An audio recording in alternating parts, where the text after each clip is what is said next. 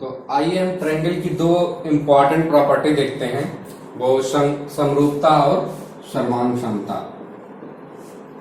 तो पहले मैं बता दूं आप लोगों को कि इसमें दोनों में डिफरेंस क्या होता है, सर्वांग क्षमता और दूसरा आपका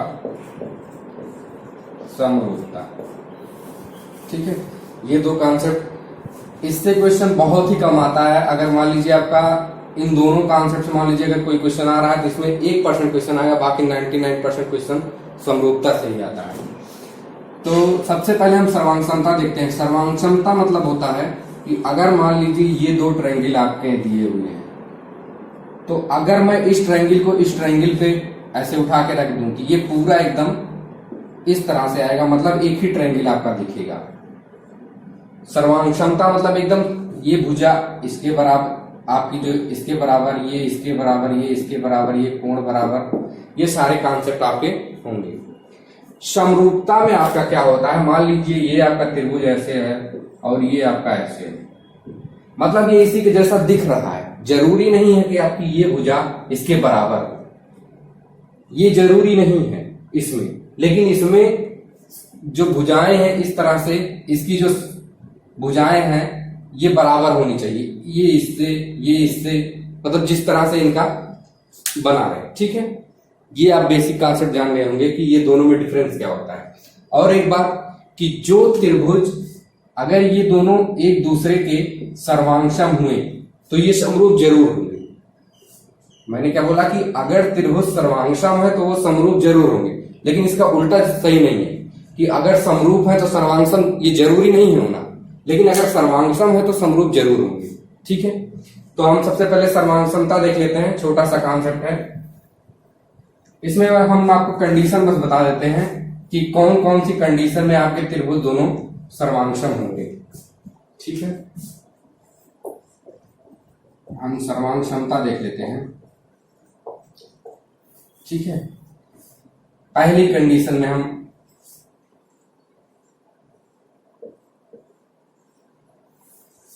पहली कंडीशन देखते हैं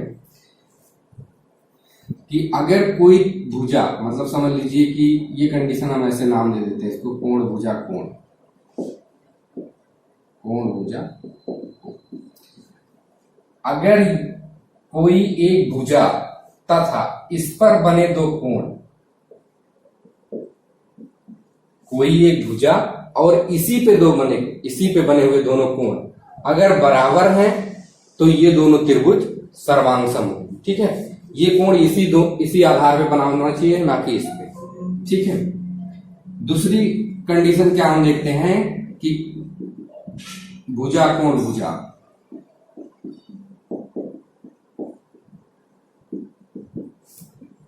अगर ये आपके दो त्रिभुज, अगर इसकी ये भुजा ए बी बी और ये कोण थीटा, अगर दो भुजाएं और उन्हीं के बीच का कोण, दोनों भुजाएं और उन्हीं के बीच का कोण बराबर है तो ये दोनों त्रिभुज एक दूसरे के सर्वांगसम हो जाएंगे। तीसरी बात, भुजा भुजा भुजा, अगर मान लीजिए ये आपके त्रिभुज दो दिए हैं,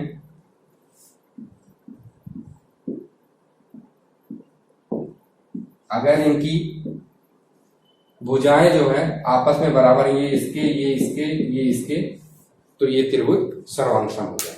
ठीक है, एक और कंडीशन आती है, मैं चौथी कंडीशन एक बता देता हूं कि ये समकोण त्रिभुज के लिए है कि अगर दो समकोण त्रिभुज के, मान लीजिए कोई भी दो भुजाएं, जैसे मान लीजिए ए दिया है, ये बी और ये बी, तो ये दोनों त्रिभुज सर्वांगसम हो जाएंगे।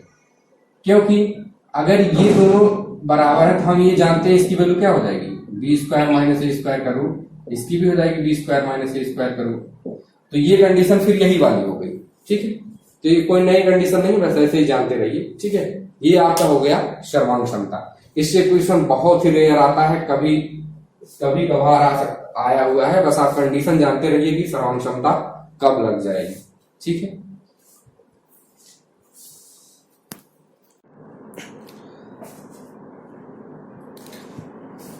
आइए हम लोग अब समरूपता देखते हैं।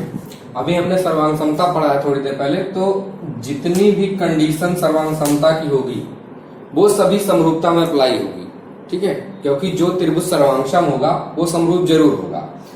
तो अब हम देखते हैं एक्स्ट्रा, इसमें जो एक्स्ट्रा कंडीशन आ जाती है कि जो केवल समरूपता के लिए ही वैलिड होंगी, मतलब कि अगर वो कंडीशन सेटिस्फाई करता है तो वो त्रिभुज समरूप हो जाएगा, ठीक है।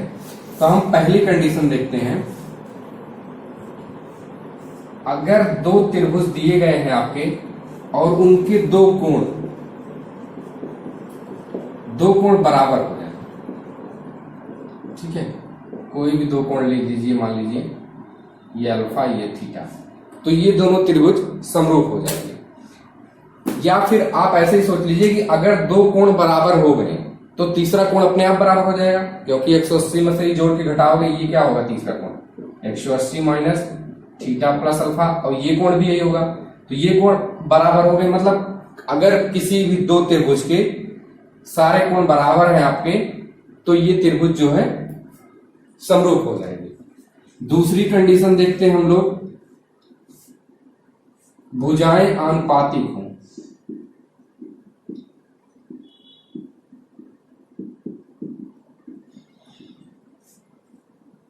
अगर ये आपके दो त्रिभुज दिए गए हैं A B C D E F, अगर इस त्रिभुज में ए बी बटा डी ई बराबर बी सी बटा ई एफ बराबर ए सी बटा डी एफ, अगर ये कंडीशन आपको फॉलो करते हैं ये दोनों त्रिभुज, तो क्या हो जाएंगे, ये दोनों समरूप हो जाएंगे। दो कंडीशन हो गई। एक कंडीशन हम और देखते हैं,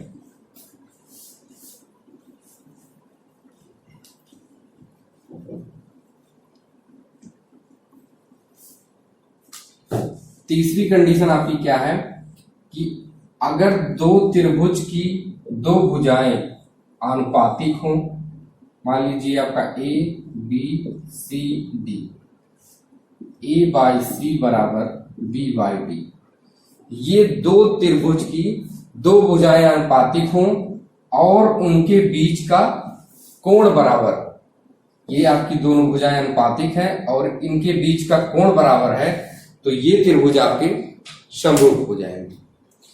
ये हो गई अभी तक समरूपता की कंडीशन, मतलब 3-4 कंडीशन जो भी है, सर्वांगसम वाली सारी कंडीशन इसमें लगेंगी, बाकी 3 कंडीशन जो ये बताई गई हैं ये इसमें अप्लाई होंगी। तो ये हो गया आपका समरूपता की कंडीशन। अब हम देखते हैं कि जब त्रिभुज समरूप हो जाएंगे तो उसकी प्रॉपर्टी क्या क्या होगी। ये बहुत ही ज्यादा इंपॉर्टेंट है, इससे सीजीएल में आपकी बार कम से कम 8-10 क्वेश्चन आया हुआ है। अभी मैं आगे आपको क्वेश्चन भी कराऊंगा जो आए हुए क्वेश्चन है सीजीएल 19 के। पहले हम देखते हैं कि इनकी प्रॉपर्टीज क्या होंगी। अगर दो त्रिभुज समरूप हो गए हैं, तब दो त्रिभुज समरूप हो गए हैं A B C D E F, जिसमें मान लीजिए आपका ये कोण थीटा, ये थीटा, ये अल्फा, ये गामा, ये गामा। अगर दो त्रिभुज समरूप हो गए तो इनके कोण बराबर हो जाएंगे, ठीक है। पहली प्रॉपर्टी, पहली क्या, मैं एक सीरियल से सब लिखते हुए चलता हूं, आप देखिएगा। पहली बात तो इनकी भुजाएं आनुपातिक हो जाएंगी, ए बी बटे आपकी डीई, ए सी बटे डी एफ बराबर बी सी बटे ई एफ। ये कंडीशन तो हम देख भी चुके हैं। दूसरी बात, अगर हम इस पे लंब खींचे इन दोनों के, तो ये आपको मान लीजिए एम एन है, तो ये आपकी ए एम बटे बी एन, ये भी इसी अनुपात में चलेगा। तीसरी बात, अगर इसकी जो परवृत्त की त्रिज्या कैपिटल R1 हो और इसकी R2 हो, तो ये भी इसी अनुपात में चलेगा। और क्या, अगर अंतःवृत्त की त्रिज्या R1 और R2 हो, तो ये भी इसी अनुपात में चलेगा। और इस दोनों त्रिभुज के परिमाप, अगर मान लो ये P1 हो और ये P2 हो, तो ये भी इसी अनुपात में चलेंगे। ये बहुत ही इंपॉर्टेंट है। मैं एक बार फिर से रिपीट कर देता हूं कि पहली बात तो भुजाएं आनुपातिक होंगी, इसी अनुपात में इनके जो लंब होंगे ये भी होंगे, परवृत्त की त्रिज्या भी इसी अनुपात में होगी, अंतःवृत्त की त्रिज्या इसी अनुपात में होगी, परिमाप भी इसका इसी अनुपात में होगा, और ये सब बराबर किसके होगा, ये अंडर रूट होगा। अगर मान लीजिए इसका क्षेत्रफल डेल्टा 1 है और इसका क्षेत्रफल डेल्टा 2 है, तो डेल्टा 1 बाई डेल्टा 2 ये इसके बराबर होगा। सबसे ज्यादा इंपॉर्टेंट ये लाइन आपकी है कि इसमें एक बार फिर से मैं रिपीट करता हूं, भुजाएं अनुपातिक होंगी, लंब जो होगा आपका उसी अनुपात में, परवृत्त की त्रिज्या, अंतःवृत्त की परिमाप, और ये सब होगा under root delta 1 by delta 2, मतलब क्षेत्रफल के वर्गमूल के अनुपात में ये सब चलेंगे। या मैं कहूं अगर मैं डेल्टा 1 बाई डेल्टा 2 लिखता हूं तो इन सब का स्क्वायर लग जाएगा। अगर मान लीजिए मैं क्या लिखता हूं, डेल्टा 1 बाई डेल्टा 2, तो मान लीजिए आपका ये क्या हो जाएगा, P1 बाई P2 का होल स्क्वायर बराबर R1 का स्क्वायर, R2 का स्क्वायर, ऐसे ऐसे करके समझ गए होंगे आप लोग। ये कंडीशन आपकी ये बहुत ज्यादा इंपॉर्टेंट है, ठीक है। ये प्रॉपर्टी हो गई।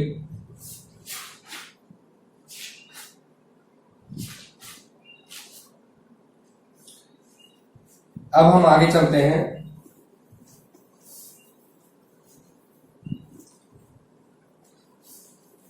अब हम इसी प्रॉपर्टी को, अभी तक हमने 2 ट्रायंगल में देखा, अब एक ही ट्रायंगल में लगा के देखते हैं।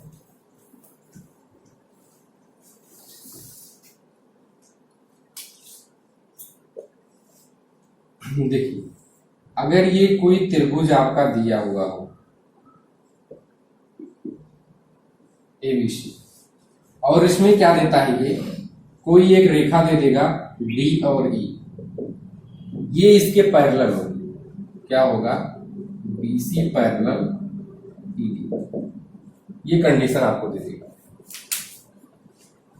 ये कंडीशन आपको दे देगा। फिर क्या बोलेगा, फिर इसमें आपको कुछ पूछेगा। पहली बात तो हम अभी देखते हैं कि जब ये कंडीशन आपको दे दी गई, अगर ये लाइन इसके पैरेलल है, पहली बात तो ये एंगल थीटा, ये भी थीटा, क्योंकि ये कोण आपके बराबर हो जाएंगे। अगर ये पैरेलल लाइन है, ये आपका बराबर हो जाएगा, और ये आपका, ये तो दोनों त्रिभुज में है।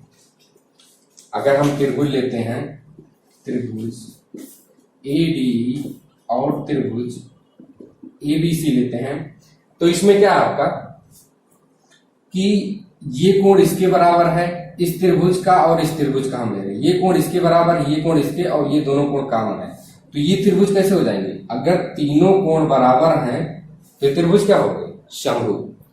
अगर त्रिभुज समरूप हो गए तो हम कंडीशन क्या लगाएंगे, देखो, थीटा के सामने का इसके लेंगे AB, और E के साथ इसके थीटा के सामने लेंगे, क्या हो जाएगा AD, और यही बराबर हो जाएगा AC बटे AE, और ये आपका बराबर हो जाएगा, बड़े वाले त्रिभुज की भुजा ले रहे हैं पहले, BC बटे DE। ये कंडीशन आपकी आ गई। भुजाएं अनुपातिक होती हैं, वही कंडीशन में लगाई, दोनों त्रिभुज जब समरूप हो गए तो ये कंडीशन हमने लगा दी, ठीक। ये हो गया सबका। अब देखो, दूसरी कंडीशन हम क्या लगाते हैं कि, इसको मैं इरेज कर रहा हूं, अगर मान लो आपकी AB अनुपात है AB बटे AD, और ये आपका AC बटे AE है, ठीक है। अगर मैं क्या करूं कि इसमें से इसको घटा दूं, योगांतरानुपात वाला जो नियम लगता है आपका, ये हम लिख सकते हैं AC माइनस AE बटे AE, ये हम लिख सकते हैं, इसको मैंने, ठीक है। अब देखो, अब जो है AB minus AD, AB minus AD क्या बचेगा हमारा, DE, मतलब DB बटे AD, DB बचा हमारा और नीचे AD है। इसी तरह इसमें से घटाएंगे तो क्या बचेगा आपका, EC बटे AE। ये क्लियर है, ये कंडीशन समझ में आई कि अगर ये अभी ये इसी से हम निकाल रहे हैं कि पहली कंडीशन तो ये हो जाएगी, दूसरी कंडीशन आपकी ये हो जाएगी, और इस कंडीशन में एक बात ध्यान देने वाली होती है कि डीई, देखो आप क्या किया है, इसको हम ऐसे लिख सकते हैं एडी बटे डीबी बराबर ए बटे ईसी। जो ध्यान देने वाली बात इसमें ये है कि ये इसके बराबर नहीं होगा आपका बीसी बटे डी या डी, समझ रहे ना, ये आपका डी बटे बीसी के बराबर नहीं होगा, क्योंकि ये रेशियो इसमें था, ये तो हम अलग से रेशियो घटा के निकाले क्योंकि इसमें से किसी का घटाया नहीं गया। ठीक है, तो ये बात बहुत ध्यान देने वाली होती है। गलतियां जरूर होती हैं कि ये हम फ्लो में इसको लिख देते हैं। ठीक है, ये कंडीशन आपको समझ में आ गई। चलिए मैं इसी को और आगे बढ़ाता हूं।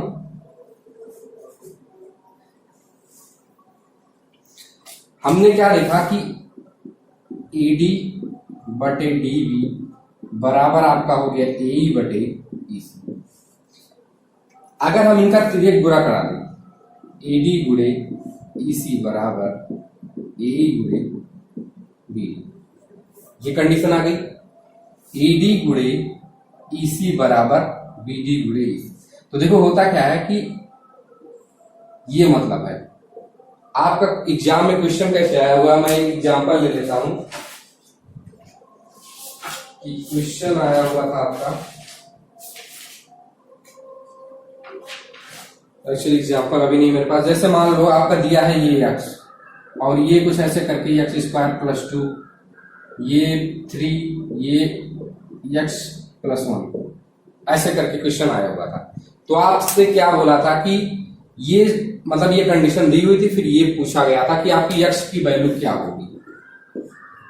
तो आप समरूपता आपको समझ गए कि ये समरूप हो जाएगा इसके।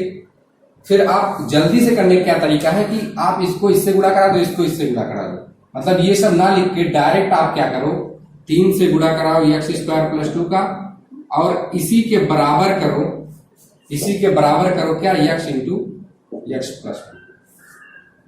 तो यहां से आपका क्या आ जाएगा, 3x स्क्वायर प्लस 6 बराबर x square plus 1। X square से एक्स स्क्वायर, ये x होगा आपका, x स्क्वायर से x स्क्वायर कट गया, x बराबर कितना आ गया 6। ऐसा क्वेश्चन आपका आया हुआ था। तो ये मैं इसलिए कराया कि आप डायरेक्ट समझ रहिए कि जब इस तरह का दिया रहेगा तो ऐसे तिर्यक गुणा आप करा देंगे तो जल्दी से आपका ये आ जाएगा। क्लियर है, यहां तक सबका क्लियर है? ठीक है, आगे चलते हैं।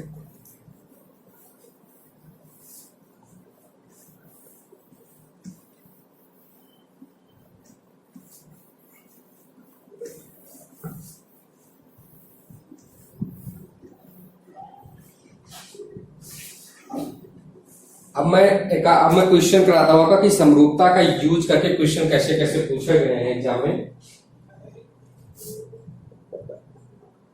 अगर मान लीजिए कोई त्रिभुज दिया आपका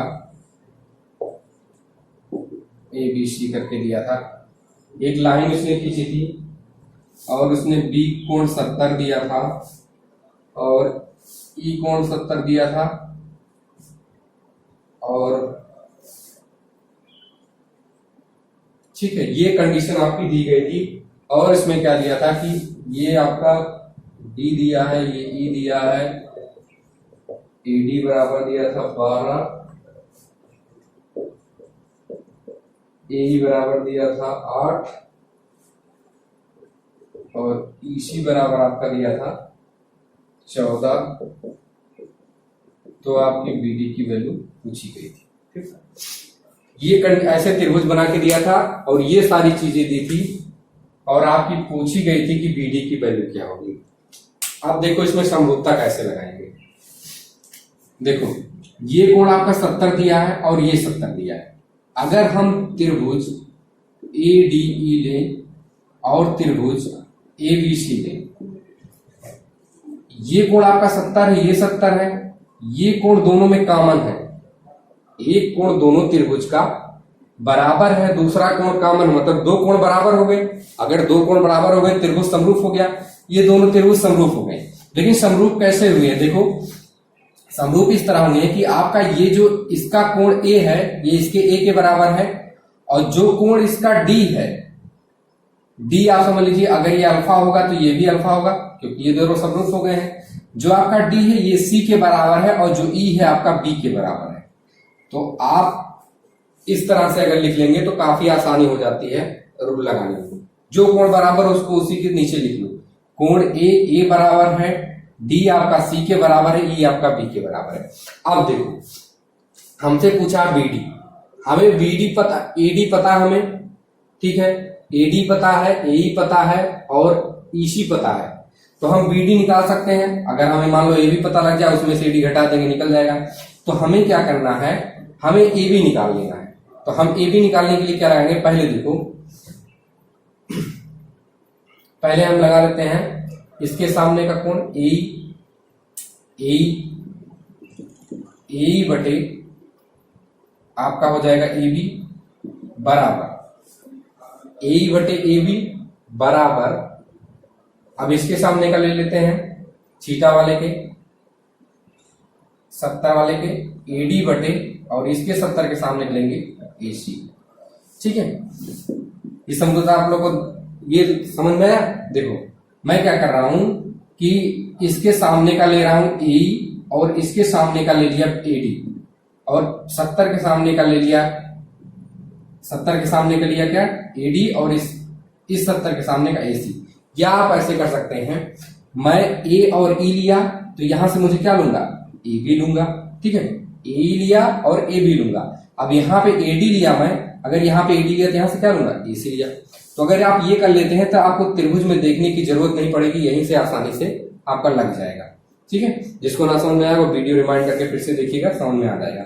तो हमें ए दिया गया है आपका 8 दिया है, ए बी हमें नहीं पता है, एडी पता है। तो हमें एडी की वैल्यू अगर हम मान लो एडी कितना है 12 प्लस बीडी लिख सकते हैं हम इसको ए बी को, और हमें एडी एक्चुअली ए था यहाँ पे, सॉरी ए की वैल्यू कितनी दी थी 8, हाँ ए लिखा था।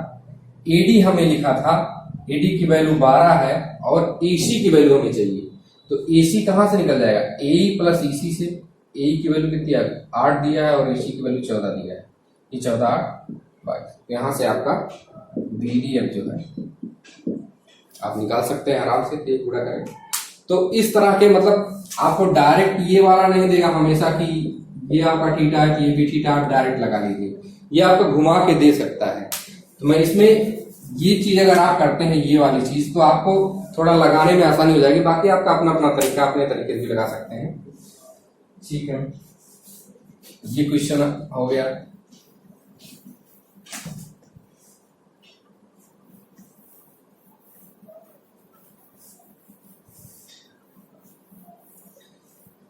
एक एग्जांपल मैं और लेता हूं।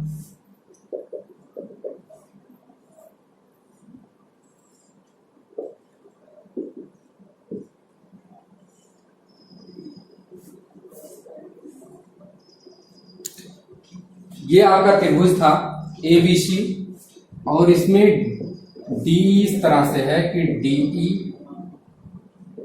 डीई पैरेलल है आपके बीसी के, और जो डीई है वो जो है त्रिभुज एबीसी को 2 बराबर भागों में बांटता है।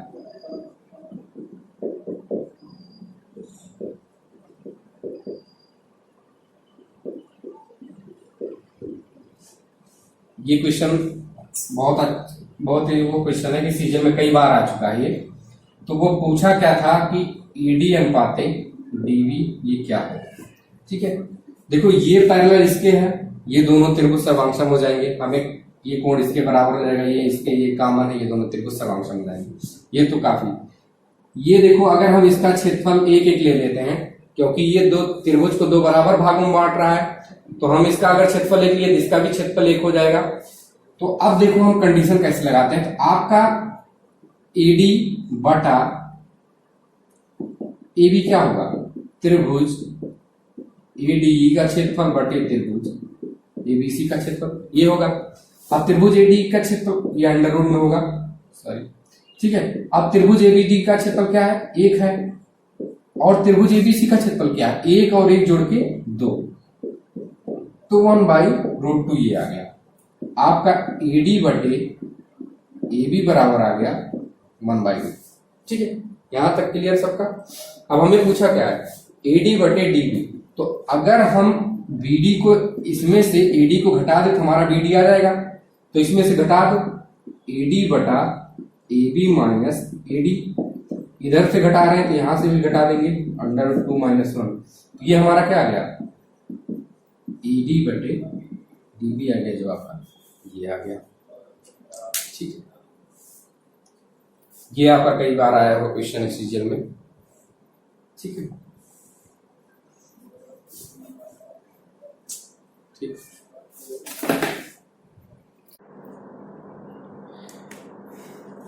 एक हम एग्जांपल देखते हैं, इस तरह के काफी क्वेश्चन आए हुए हैं। तो ये दिया हुआ आपका ABC एक त्रिभुज है जिसमें आपका DE पैरेलल आपका दिया गया था BC। तो पूछा क्या था कि ये जो पैरेललोग्राम जो भी दिया है समलंब आपका समलंब DECB बटे त्रिभुज ABC का क्षेत्रफल का अनुपात पूछा हुआ था। ठीक है, और ये कंडीशन आपकी क्या दी हुई है, AD रेशियो DB बराबर दिया हुआ है 2:3। ठीक है, क्वेश्चन आपका दिया हुआ है कि ABC एक ट्रायंगल है जिसमें AD रेशियो DB 2:3 दिया हुआ, और ये जो है आपका पूछा गया है। ठीक है, अब देखिए इसका समरूपता लाके हम कैसे करेंगे। ये इसके पैरेलल दिया है तो सीधे सीधे ADE समरूप हो गया ABC के, ये हो गया। अगर समरूप हो गया तो त्रिभुज ADE का क्षेत्रफल बटे त्रिभुज ABC का क्षेत्रफल क्या होगा, जो इनकी भुजाएं होंगी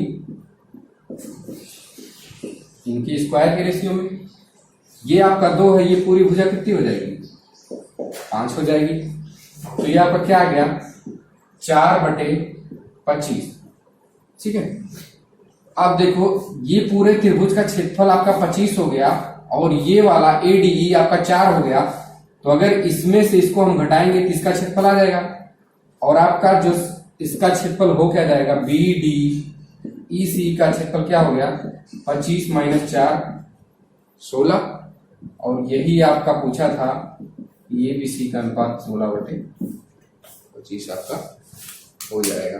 ठीक है, इस तरह के काफी क्वेश्चन आए हुए हैं, तो ये एक तरह का क्वेश्चन था। अब हम चलिए इस बार CGL के आए हुए 3-4 क्वेश्चन करेंगे जो काफी अच्छे हैं, समरूपता पे आए हुए हैं। उससे पहले मैं आप लोगों को एक कॉन्सेप्ट बता दूं। वैसे मैं पहले क्षेत्रफल वाले में बता चुका हूं, लेकिन एक बार फिर से बता देता हूं।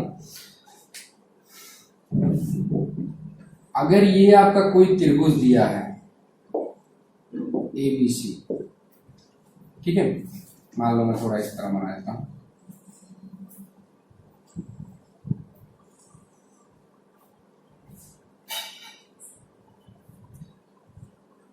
ये आपका त्रिभुज दिया गया है ABC, और ये आपका कोई पॉइंट है D जो इसको 3:5 में कट कर रहा है। ठीक है, तो जो आपका त्रिभुज ABD का क्षेत्रफल का रेशियो होगा और ADC का, इस वाले और इस वाले का रेशियो, ये जो होगा इसके अनुपात में होगा। ठीक, पहली बात तो आप लोग ये समरूपता वाला कंफ्यूजन में पड़िएगा, क्योंकि ये समरूप नहीं है त्रिभुज। दूसरी बात, अगर मैं ये कोई लंब डालता, ठीक है, ये आया कहां से, मैं ये आपको बता रहा हूं कि अगर मैं ये मान लो लंब डाल दिया, इसकी ऊंचाई जैसे, तो त्रिभुज ABD का क्षेत्रफल क्या होगा, त्रिभुज ABD का क्षेत्रफल क्या होगा 1/2 गुणे H गुणे 3, मान लो ये अनुपात 3x है। दूसरा, इसका क्षेत्रफल क्या होगा 1/2 गुणे H गुणे 5x, यही तो होगा इसका क्षेत्रफल और इसका क्षेत्रफल। ये आपका कट जाएगा और ये आ जाएगा 3:5 का रेशियो। ये काफी मतलब इजी है, लेकिन थोड़ा ध्यान देने वाला, कंफ्यूजन में कभी कभी डायरेक्ट 9 बजे 9/25 लिख दिया जाता है गलती से जब समरूपता वाला टॉपिक चल रहा होता है। तो इस पे बेस्ड इसका और समरूपता का यूज करके मैं एक क्वेश्चन, काफी अच्छा क्वेश्चन है वो, मैं लिख रहा हूं अभी। आपका क्या आया हुआ था, त्रिभुज एबीसी में AB एंड BC और B, E इस प्रकार है कि DE पैरेलल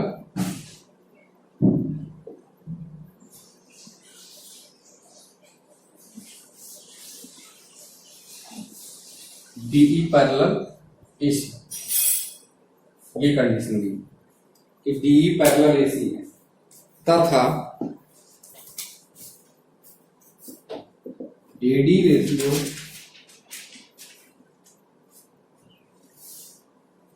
रेशियो AB दिया हुआ था 3:5, 8 दिया था 3:8। और क्या पूछा क्या गया था कि त्रिभुज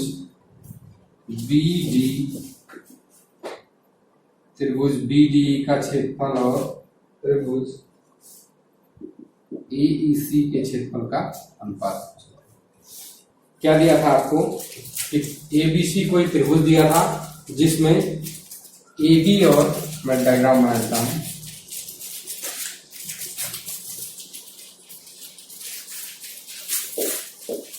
ABC कोई त्रिभुज दिया था जिसमें AB और BC पे दो बिंदु D और E इस प्रकार थे कि ये जो है इसके पैरेलल था।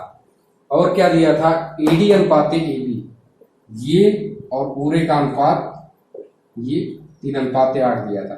तो पूछा क्या था, BDE, त्रिभुज BDE और AEC का इस वाले त्रिभुज का अनुपात पूछा था। तो देखिए मैं अभी जो एक कॉन्सेप्ट बताया और समरूपता का यूज करके इसको कैसे लगाता हूं। ये आपका 3:8 है, तो ये क्या हो जाएगा आपका 3:5 हो जाएगा। अब ये पैरेलल इसके दिया है, ठीक है, तो जाहिर सी बात है कि त्रिभुज BDE समरूप हो जाएगा त्रिभुज BAC के। अगर ये इसके समरूप हो गया तो त्रिभुज BDE का क्षेत्रफल बटे त्रिभुज ABC का क्षेत्रफल क्या हो जाएगा आपका 3/8 का होल स्क्वायर, ठीक है, ये आपका हो जाएगा। तो ये क्या आ जाएगा आपका 9:60, ये आपका आ गया। अरे सॉरी, ये 9 नहीं होगी, ये आपका 5:25 होगा। इसकी भुजा लेंगे, ये भुजा और ये भुजा लेंगे, तो 5:64 आ गया, ठीक है। हमें BDE और ABC के क्षेत्रफल का अनुपात मिल गया। हमें चाहिए किसका, और AEC का चाहिए। अब देखो ये पैरेलल है इसके, तो जो अनुपात इसमें होगा वही अनुपात इसमें भी होगा। ये हो जाएगा 5:3। ये क्लियर सबको। अभी जो थोड़ा ये कॉन्सेप्ट आप जो ये पैरेलल इसके है, तो जो रेशियो इसमें होगा वो रेशियो इसमें भी होगा। ये हो गया आपका। अब देखो अब क्या होगा, आपको चाहिए कौन सा, AEC चाहिए, ठीक है, AEC। अब देखो अगर हम लंब डालते हैं H, ठीक है, तो त्रिभुज AEC का क्षेत्रफल क्या हो जाएगा 1/2 गुणे H गुणे 3x मान लो, ये हो गया। और त्रिभुज ABC का क्षेत्रफल क्या हो जाएगा 1/2 गुणे, हाइट तो यही उसकी है, और क्या हो जाएगा पूरी भुजा 8x। ये क्लियर सबको। इसके लिए इसका आधार इसका बेस, और इस त्रिभुज के लिए इसका आधार और इसका बेस, ये हमारा कट के 3/8 आ गया, ठीक है। AE का क्षेत्रफल और इसका क्षेत्रफल क्या हो गया, त्रिभुज AEC बटे त्रिभुज ABC का क्षेत्रफल आ गया 3/8। इसमें 8, इसमें 64, इसमें 8, इसको बराबर कर लो आप, 8 से गुणा करा दो, 24 बटे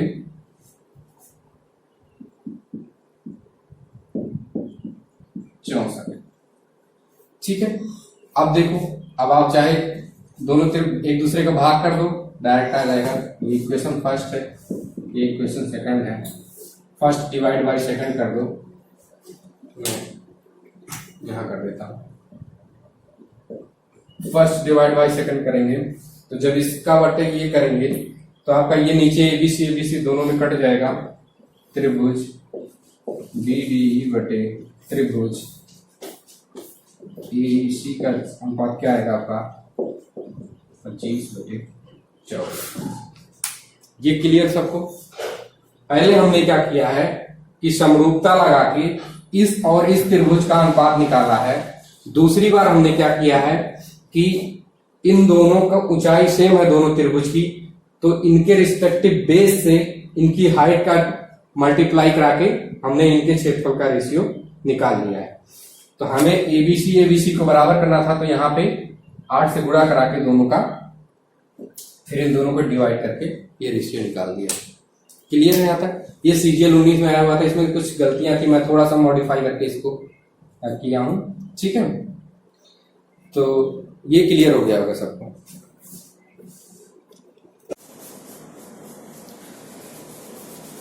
ये क्वेश्चन देखते हैं 4 मार्च सेकंड शिफ्ट में, अभी 2019 वाले में आया हुआ था फ्री में।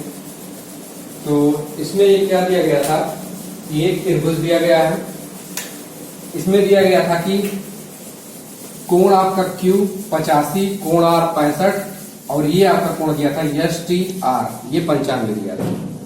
दूसरी कंडीशन क्या दी थी कि आपका ये रेशियो दिया था QR रेशियो ST 9:5 रेशियो दिया था, और आपकी PQ की वैल्यू दी गई थी और PT की वैल्यू पूछी गई थी। तो देखो इसको समरूपता से कैसे लगाते हैं।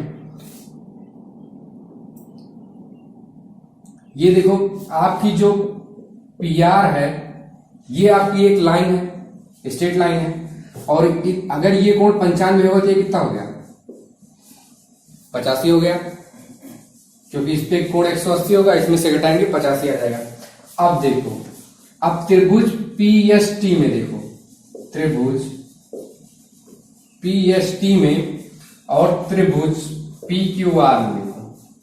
पहली बात तो जो ये कोण है, ये कोण आपका 85 है और इसमें ये कोण 85 है, और दूसरी बात जो ये कोण P है ये इस त्रिभुज में भी है, इस त्रिभुज में भी है। तो ये दोनों त्रिभुज कैसे हो गए, ये दोनों त्रिभुज आपके समरूप हो गए। ठीक है, जब समरूप हो गए हमें निकालना क्या है PT।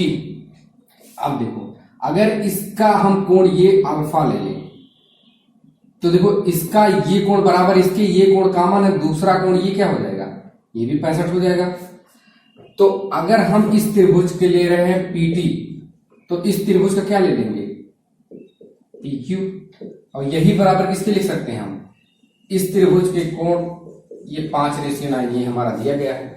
तो सीधे सीधे हमें PT की वैल्यू निकालनी है और इसकी वैल्यू दी गई है 21.65/9।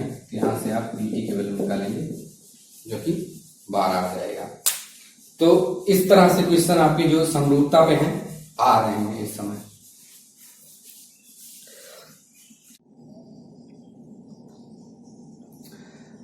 ये 4 मार्च थर्ड शिफ्ट का क्वेश्चन आया हुआ है। इसमें आपको क्या दिया था कि त्रिभुज ABC में AB पर कोई पॉइंट P इस प्रकार था कि आपका कोण ACP बराबर कोण ABC के दिया गया था, और दूसरी बात ये लंबाइयां दी थी आपकी, AC की लंबाई दी थी 8.4 और CP की 11.2 और BC की 14 दिया था। अब BP की लंबाई आपको, ये लंबाई आपको निकालनी थी।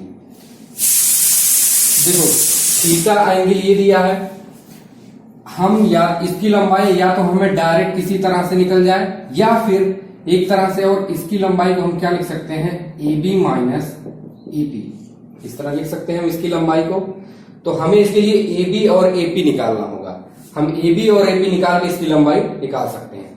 अब हम देखते हैं कि त्रिभुज आपका देखिएगा कि त्रिभुज एपीसी और त्रिभुज एबीसी में, त्रिभुज एपीसी में देखिए कि ये आपका थीटा है और एबीसी में ये आपका थीटा है, और जो ये कोण है ये कोण दोनों में बराबर है, मतलब दोनों में कॉमन है कोण। तो ये क्या होगा आपका एपीसी और एबीसी त्रिभुज दोनों ये आपके हो गए समरूप। जब ये दोनों त्रिभुज समरूप हो गए तब हम समरूपता निकाल के पहले एबी निकालते हैं। एबी के लिए हम क्या करेंगे कि कोण सी, इसके सामने का कोण सी वाले के सामने का लेंगे एबी बटे, इसमें ये वाला कोण आपका देखो ये थीटा है और ये पूरा कोण इसके बराबर होगा, तो इसके सामने का क्या हो जाएगा 8.4। बड़े वाले त्रिभुज की अब बड़ी वाली इसके सामने भुजा 14 और इसके सामने का ये कंडीशन हो गई पहली। यहां से हम एबी निकाल लेंगे। दूसरी कंडीशन के लिए हम एपी निकालते हैं। एपी के लिए अब हमें क्या करना पड़ेगा, थीटा के सामने का लेना पड़ेगा। तो थीटा के सामने का अगर हम ले रहे हैं एपी, तो इसमें थीटा के सामने क्या लेंगे 8.4। फिर हम लेंगे एपी, छोटे वाले त्रिभुज का हम लिए हैं, छोटे वाले त्रिभुज का एक एक कोण के सामने के लिए लेते हैं और बटे 14। ये हो गई आपकी दो कंडीशन। इससे हम एबी और एपी निकाल लेंगे। एबी और एपी निकाल के यहाँ पे रख देंगे इसकी वैल्यू, जिससे हमारी बीपी की वैल्यू आ जाएगी। ये आपका 4 मार्च का थर्ड शिफ्ट का आया हुआ क्वेश्चन है। तो आप देख सकते हैं कि समरूपता से कैसे कैसे क्वेश्चन आ रहे हैं। ठीक है, यहाँ पर हम अपना समरूपता वाला टॉपिक मतलब काफी क्वेश्चन हो गए, मुझे लगता है क्लियर हो गया होगा सबको। फिर आगे चलते हैं, हम आगे पढ़ाएंगे।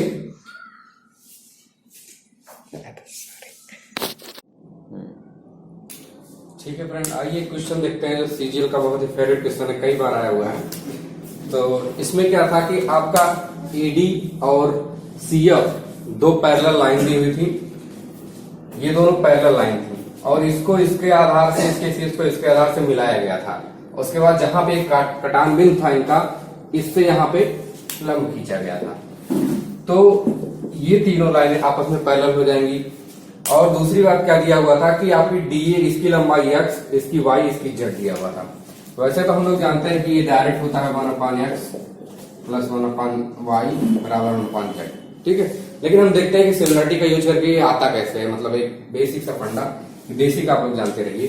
देखिए हम देखते हैं कि त्रिभुज BCF और त्रिभुज ADC, इस बड़े वाले त्रिभुज में और इस छोटे वाले त्रिभुज में ये लाइन इसके पैरेलल है, तो हम सीधे से जानते हैं कि ये कोण इसके बराबर हो जाएगा और ये कोण इसके बराबर हो जाएगा और ये दोनों में कॉमन है, तो ये दोनों त्रिभुज क्या हो जाएंगे समरूप। जब ये दोनों त्रिभुज समरूप हुए तो हमें ये वाला चाहिए क्योंकि ये इसमें है और ये चाहिए, तो हम इसमें लिखते हैं Z/X और उसी के रेशियो हम ये ले लेते हैं BC/AC। ये हो गया पहला पॉइंट।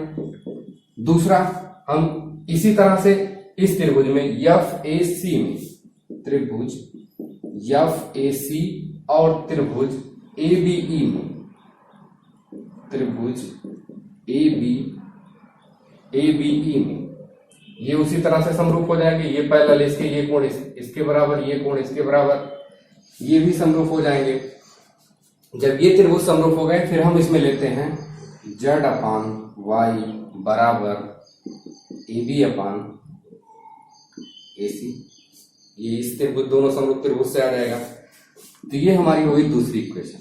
अब अगर हम पहली और दूसरी इक्वेशन दोनों को जोड़ देते हैं तो क्या हो जाएगा आपका Z/X प्लस Z/Y और ये इधर चला जाएगा, दोनों में बेस कॉमन है AC, तो ये हमारा जुड़ जाएगा BC और ये प्लस AB बटे AC। अब देखो BC प्लस AB क्या है, BC प्लस AB जोड़ के क्या बन जाएगा AC बन जाएगा। तो ये हमारा आ गया AC/AC, ये कट के हमारा आ गया 1, तो हम लिखेंगे Z/X प्लस Z/Y बराबर 1, या Z को उधर ले जाओ 1/x प्लस 1/y बराबर 1/z। ये आपका यहाँ से आता है।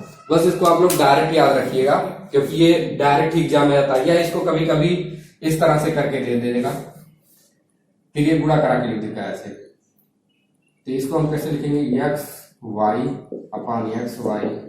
बराबर 1/z, या फिर हम इसको लिख सकते हैं zx प्लस zy बराबर x।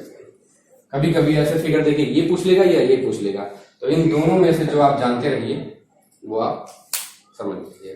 क्लियर है यहाँ तक? ठीक है, आगे चलते हैं।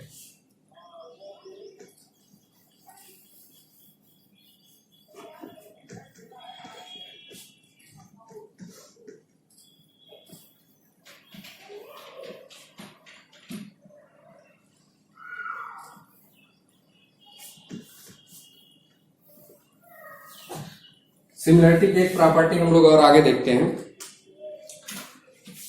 इसमें क्या है कि आपका ये कोई अगर त्रिभुज है ABC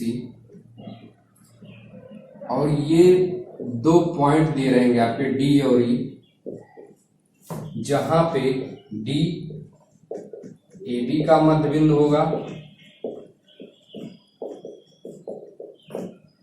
और E आपका ये AC का मध्य बिंदु होगा। क्या दिया रहेगा आपका, दिया रहेगा कि D जो है AB का मध्य बिंदु है, E जो है AC का मध्य बिंदु है। तो हम इसमें देखिए सिमिलरिटी मतलब इसमें कैसे लगाते हैं। पहली बात, ये इसका मध्य बिंदु है, तो DA अपान AB बराबर क्या होगा, ये 1 होगा, ये पूरी लाइन 2 होगी, 1/2, क्योंकि ये मध्य बिंदु है, सीधी सीधी बात है। दूसरा पॉइंट इसी तरह इसमें भी हो जाएगा, AE अपान AC बराबर 1/2 ये भी हो जाएगा। या हम लिख सकते हैं AD अपान AB बराबर AE अपान AC, क्योंकि 1/2 दोनों का यही वैल्यू है, ये लिख सकते हैं। अब हम जब सिमिलरिटी शुरू किए थे, एक कंडीशन बताए थे कि दो त्रिभुज समरूप होने की। क्या बताई थी कि अगर किसी त्रिभुज की, मान लो मैं इसे मिला देता हूं, अगर किसी दो त्रिभुज की दो भुजाएं अनुपातिक हो, AD अपान AB और AE अपान AC, ये दोनों भुजाएं अनुपातिक हुई और उनके बीच का कोण, ये जो बीच का कोण है, क्या त्रिभुज ADE और त्रिभुज ABC ये समरूप हो जाएंगे कि नहीं? दो भुजाएं इनकी आनुपातिक है और इनके बीच का कोण बराबर है, तो ये दोनों त्रिभुज समरूप हो जाएंगे। ठीक है, अगर ये दोनों त्रिभुज समरूप हो गए तो हमें क्या पता चलेगा, पहली बात तो ये लाइन इसके पैरेलल हो जाएगी समरूप होने पे, हमारा DC जो है पैरेलल होगा DE के। दूसरी बात, जैसे ये कंडीशन है, जैसे जैसे भुजाएं ये इसकी अनुपात में है, ये इसके अनुपात में, वैसे तीसरी भुजा भी होगी। जैसे आपकी AD अनुपात AB, AE अनुपात EC है, वैसे DE अनुपात BC भी होगी। या हम इसको यहां लिख सकते हैं DE अनुपात BC, ये BC अनुपात में होगी और इनका अनुपात कितने के बराबर है, 1/2। यही तो निकाला था हमने यहां से, 1/2 के बराबर है। अब हम क्या लिख सकते हैं कि जो DE लाइन होगी वो क्या होगी, BC की हाफ होगी। यहां से लिख सकते हैं कि नहीं, या यहां से आप ऐसे लिख लो DE बराबर हाफ BC, तो ये गुणा करा लो। ठीक है, ये क्लियर है। तो मेनली हमें क्या याद रखना है कि अगर किसी त्रिभुज की दो भुजाओं के मध्य बिंदु को मिला रहे हैं, तो जो इससे मिलाने से जो ये दोनों बिंदु हैं, जो ये लाइन बनेगी DE भुजा आपकी, वो तीसरी भुजा के आधी होगी और तीसरी भुजा के पैरेलल होगी। ये 2 पॉइंट में लिए आपको याद रखना है। इन 2 पॉइंट से कई बार क्वेश्चन आया है और इस बार के भी CGL में आया। मैं उस क्वेश्चन को अभी करा रहा हूं आप लोगों को, CGL में कैसा क्वेश्चन आया हुआ था। ठीक है, ये पॉइंट क्लियर है। ये दोनों पॉइंट इस भुजा का मध्य बिंदु था, ये इस भुजा का मध्य बिंदु था, इसको हमने मिला दिया, ये लाइन इसके पैरेलल हो जाएगी और इसकी आधी हो जाएगी। या फिर इसी को हम एक तरीके से और कह सकते हैं, मैं इरेज कर रहा हूं, फिर बताता हूं।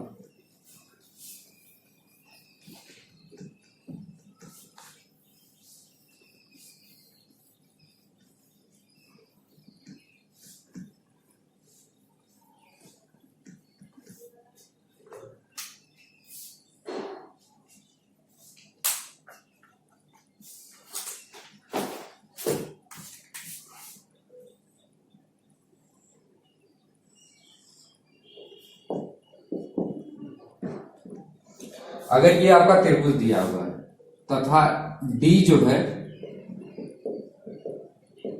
AB का मध्य बिंदु, डी AB का मध्य बिंदु है, तो अगर हम D से BC के समांतर एक लाइन खींचे, ये क्या है, D से AB के समांतर हमने लाइन खींची है, मान लो ये AC को E पे कट कर रहा है, ये क्या हमने किया है, DE पैरेलल BC। तो फिर क्या होगा, E जो है, पहली कंडीशन इसमें क्या होगी, E EC का मिड पॉइंट होगा, और दूसरी वही कंडीशन DE जो है वो BC के हाफ होगा। ठीक है, D जो है आपका BC के आधा होगा, वही कंडीशन है, बस ये हमने क्या किया कि D पॉइंट इसके मिड पॉइंट को लिया और इसके पैरेलल एक लाइन ड्रा कर दी, तो जो AC को ये जहां पे कट करेगा वो बिंदु AC का मिड पॉइंट होगा, और जो आपकी ये लाइन DE है वो BC की आधी होगी। ठीक है, यहां तक क्लियर सबको? ठीक है, हम अब थोड़ा सा इसमें जनरलाइज को करते हैं। देखिए DE आपकी 1/2 BC है। ठीक है, मान लीजिए कंडीशन दी है आपका D और E, या फिर से मैं बताता हूं, देखो ये कोई त्रिभुज दिया आपका, और जिसमें D और E मिड पॉइंट है, मान लो इसका भी मिड पॉइंट लेता हूं, DEF मिड पॉइंट। ठीक है, ये कोई त्रिभुज है जिसमें DEF इन भुजाओं के अनुसार मिड पॉइंट। ठीक है, तो अगर मैं इन सारे मिड पॉइंट को मिला दूं, ठीक है, तो हमारा DE क्या होगा, 1/2 BC होगा, ये सबको क्लियर है। EF क्या होगा, EF इसका मिड पॉइंट इसका आधा होगा, 1/2 AB। ठीक है, सेम उसी तरह, क्योंकि ये ये EFC ABC के समरूप हो जाएगा। ठीक है, और तीसरा लेते हैं हम, इसी तरह DF हो जाएगा आपका 1/2 AC। क्लियर, जैसे ये इसकी आधी हुई वैसे ये इसका आधा हो जाएगा, ये इसका आधा हो जाएगा। ये क्लियर है? अब अगर हम तीनों को जोड़ दें, मान लो ये आपकी इक्वेशन 1, इक्वेशन 2, इक्वेशन 3, अगर हम फर्स्ट, सेकेंड और थर्ड तीनों को ऐड कर दें तो हमारा क्या आएगा, DE plus EF plus DF equal to 1/2 AB plus BC plus C।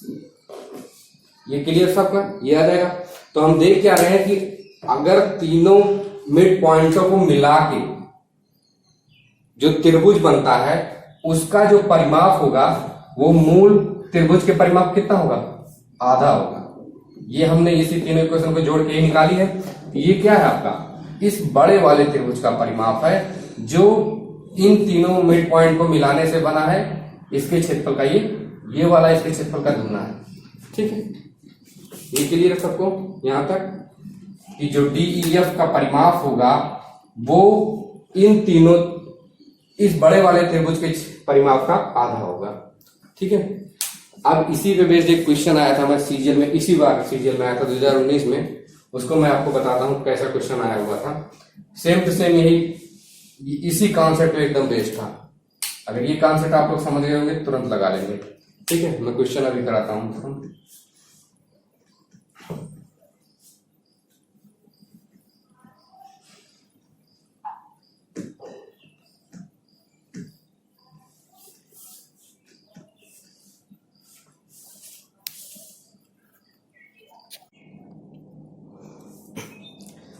ये क्वेश्चन आया होता सीजीएल में, सीजीएल 2019 में, कि कोई त्रिभुज दिया था, उनकी भुजाओं की लंबाइयां दी थी और ये इनके मिड पॉइंट दिए थे, जहां DEF आपका मिड पॉइंट था, और उसने पूछा क्या था, 1/2 DE plus EF plus DF।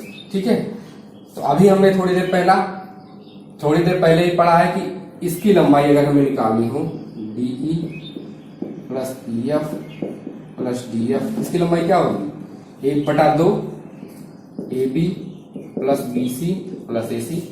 यही हमने थोड़ी देर पहले भी प्रूव किया। तो इसकी भुजा की लंबाई दी है, तो हम इसको निकाल लेंगे, 1/2 12 प्लस 20 प्लस 15, इसको जोड़ लेंगे, 5 2 7 और 2 2 4, 47/2। ठीक है, ये हो गया। अब हमें निकालना क्या है, इसका आधा, यही पूछा था इसने, तो हम क्या करेंगे, 1/2 DE plus EF plus DF निकालेंगे, तो 1/2, और इसकी लंबाई हमने, इसकी वैल्यू पूरा हमने कितनी निकाली है, इसकी वैल्यू 1/47/, तो इसे हम निकालेंगे 47/4, 4 1 11 4 1 4 और 7 5। ये आपका इस बार सीजन में आया क्वेश्चन है। इसी कॉन्सेप्ट को एकदम बेस्ट था, एकदम एक लाइन में था। ठीक है, क्लियर हो गया होगा मुझे लगता है। ठीक है, यहाँ पे हम समरूपता खत्म करते हैं। आगे हम लोग जो है केंद्रक पढ़ेंगे, जो त्रिभुज के 4 टाइप केंद्रक होते हैं। केंद्र जो 4 टाइप होते हैं, केंद्रक हुआ आपका अंतः केंद्र हुआ, परिकेंद्र हुआ, और एक बहिर्केंद्र जो होता है। तो हम केंद्रक पढ़ेंगे, फिर डिफरेंट टाइप ऑफ ट्रायंगल पढ़ेंगे, उनकी प्रॉपर्टीज कैसे देखेंगे। ठीक।